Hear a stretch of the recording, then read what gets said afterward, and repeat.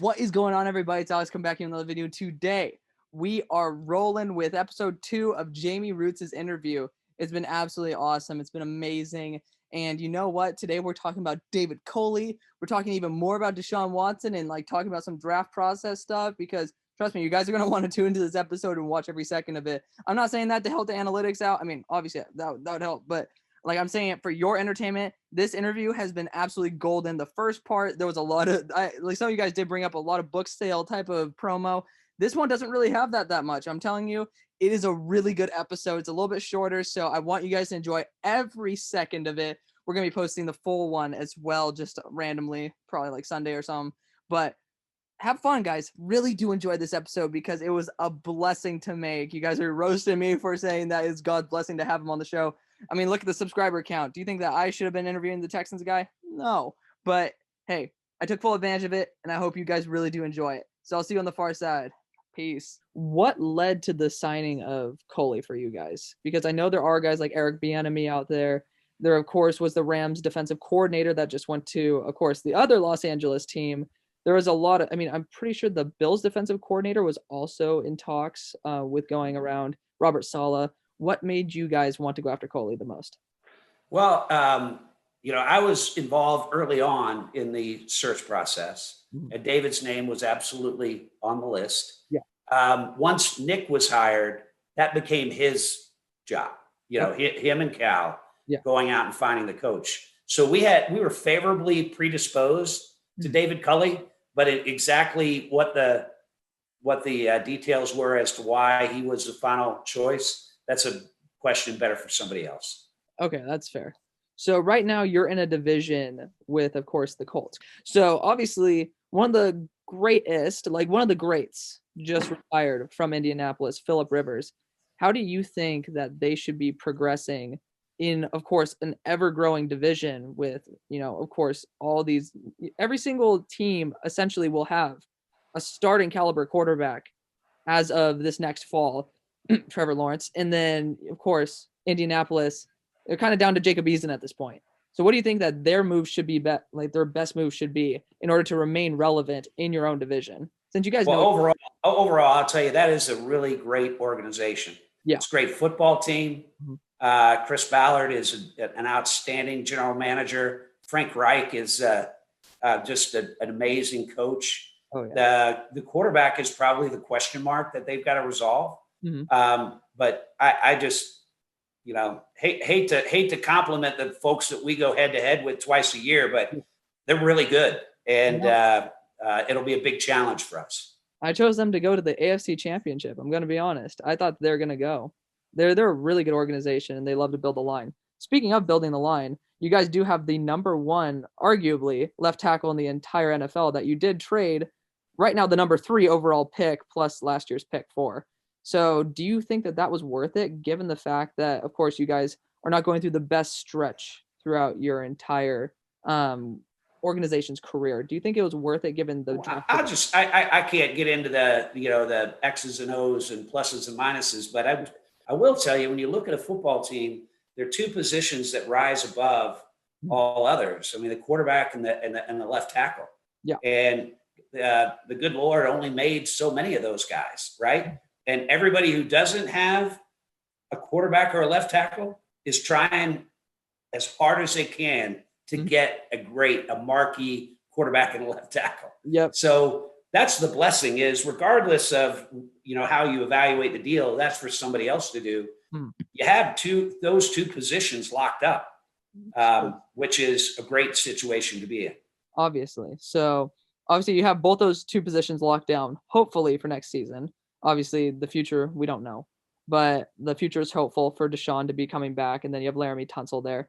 So where do you think in this coming up draft, you guys need to focus most on, offense or defense, given the fact that, of course, DeAndre Hopkins did get traded away. Well, technically he's been traded away almost 12 months ago.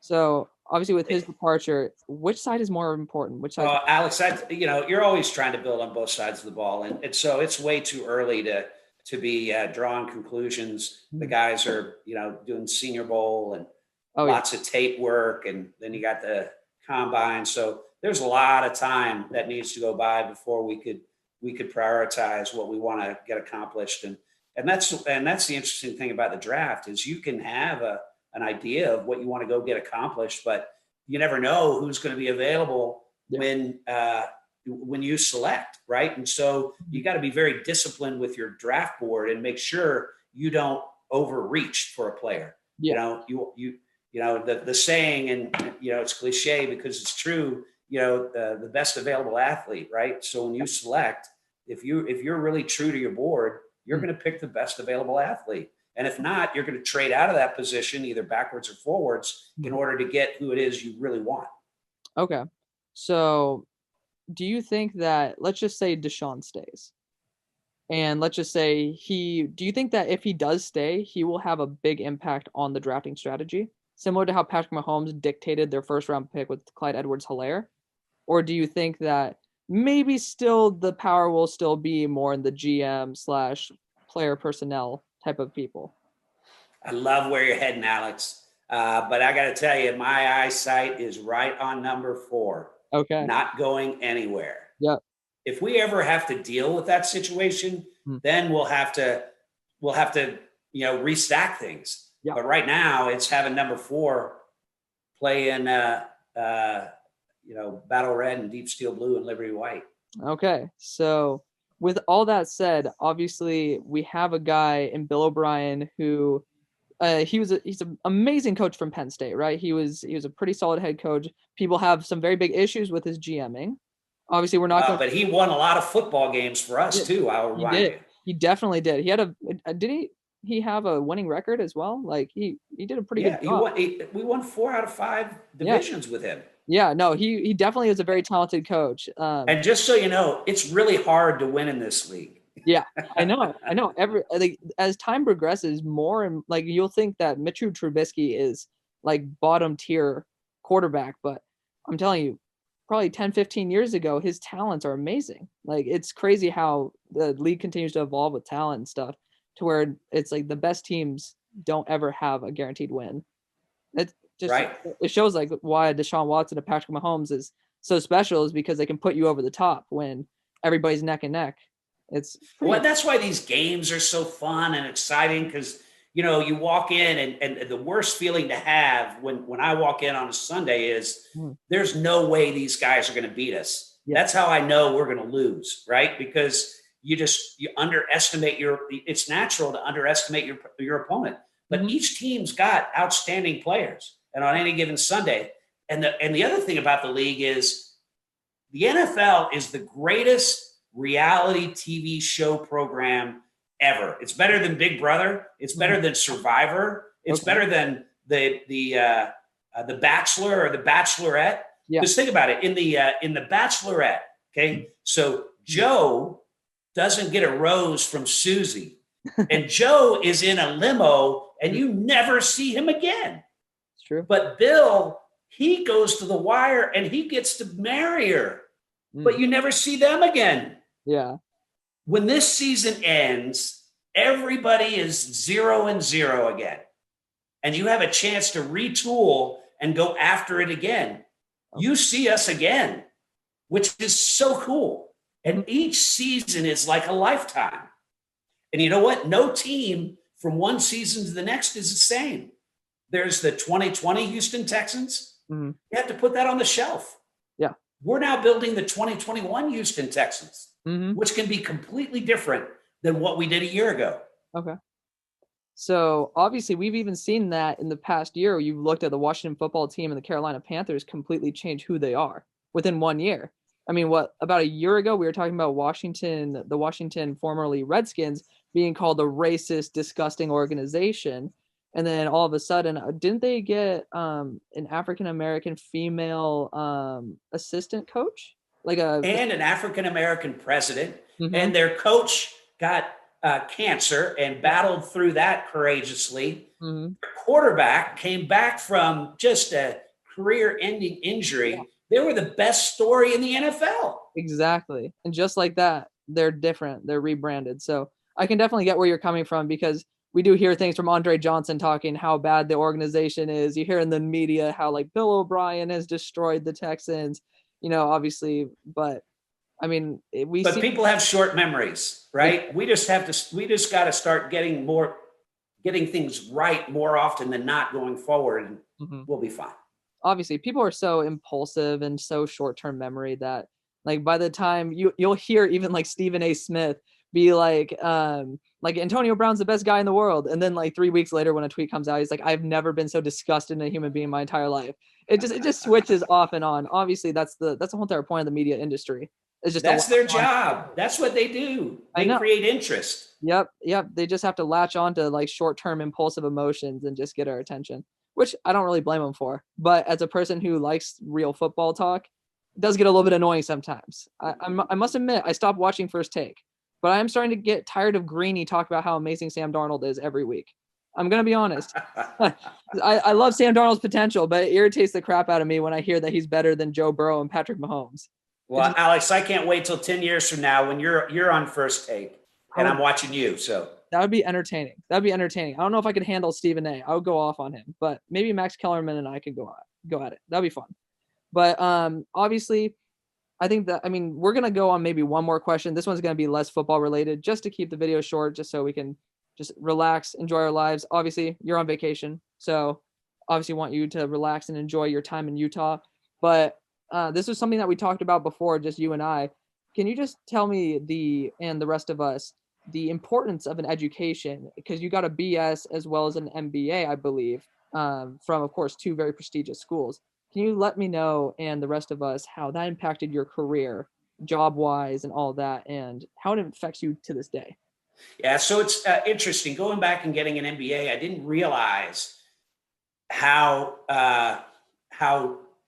challenging it would be to find a connection point into a sporting environment. They don't recruit on MBA campuses, or at least they didn't 30 years ago. Yeah. And so while in my role, the MBA was invaluable in convincing Lamar Hunt that at the age of 29, I could handle his gem. That Bob McNair, he spent $750 million, that he could put me in a leadership role and I could do it. That mattered to them. But it was more challenging on the front end. Yeah. So I don't know how you overcome that. The way that I overcame it was through all of the informational interviews that I did. Okay. But there's got to be a better way. I just don't know what it is. Okay. Well, obviously, when people first hear, because there's a lot of people starting to question college's like validity, whether it's like, is it a scam? Obviously, at least my university, we increased the tuition prices 3%. So we're about $80,000 a year, which is insane when you think about it. But that made people start questioning, like, is Zoom University even worth it? Is education worth it? Do you believe it's worth it deep down inside? Do you think that's really worth it to go spend all this money just to be able to put something on a resume? I think it depends. It depends on where you go. Mm-hmm. There are universities that provide exceptional value propositions, that they're not, like Indiana, I thought was a great value. Oh, yeah. Not that expensive, and a great school. It was number 7 when I went there. Oh, yeah. Other schools like SMU maybe, and Harvard and others, the relationship network that they provide, because of the alumni and the people that you go to school with and what they're destined to do, I think is really valuable if you take advantage of it. Okay. I've never seen education in a myopic kind of tunnel vision framework. In fact, I typically speak to the Clemson students from Houston before they go up. Okay. In August. And one of the lines I always use is, don't let academics get in the way of a great education. There's so many other things that you're learning, like yourself. You're now developing this webcast, podcast business, which is super cool, or myself as president of the student body, or people that you meet that become your lifelong friends that wind up giving you the opportunity of a lifetime. Yeah. You can't just sit in your cubby and take tests, right? And study. You really have to take the full value of the collegiate experience in order to get the fair value out of it. Okay. Well, wow. That was a really punchy line. Don't let what did you say? Don't let academics get in the way of your education. A good education. That That's something I got to write down. I'm not gonna lie. I'm gonna definitely rewatch this and be able to write that down. Well, okay. One last question. One last one. I know I said it before. One last question. I know a lot of my fans are scouts, people like that. How do they kind of get their name out there and network themselves? Because I mean, at least at my campus, I used to be a sport management major. Like I pretty much had to ask my professors to help me network. But not many people always have a brilliant professor who used to work at Nike and work at NFL law and all this stuff. So what would you say, like, if today they're like, I want to submit an application to the Houston Texans, how do they get their name separated from everybody else? Yeah. So sending out resumes, I don't think that works. I think you gotta be patiently persistent Mm, in identifying an opportunity yeah. and find a seat on the bus somewhere to show what you can do. It's one thing to look at somebody's resume to talk about their experiences. It's another to actually give the eyeball test to it, right? Mm, So at the Texans, we have something that we call the draft class. I hate hiring from the outside. yeah. What I want to do is we take the brightest 9 to 12 college graduates that we can, and they have a 9-month window to come and work for us. There are only 3 things we're looking for. Do you have a great work ethic? Do you have a winning attitude? And do you have a desire to operate consistently with the values of our organization? And if you have those 3 things, then we start talking about how we can get you into a full-time job. And then we do it over again. And so all of our entry-level positions are filled by these people that have shown over 9 months that they have what it takes. Wow.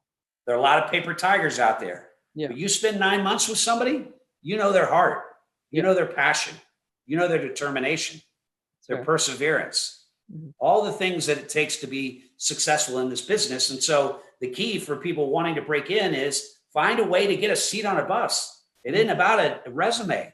And once you get there, create a raving fan. Whoever it is you're working for, if you're the ball boy, right? Think of a revolutionary way to manage the ball boy process and put it into place and demonstrate that no matter what job you're going to do, you're going to be great right where your feet are. You're going to take whatever job that is as the most important job on the planet, because that's how you find your next and your next and your next. And then eventually you build a reputation that people know you make things happen.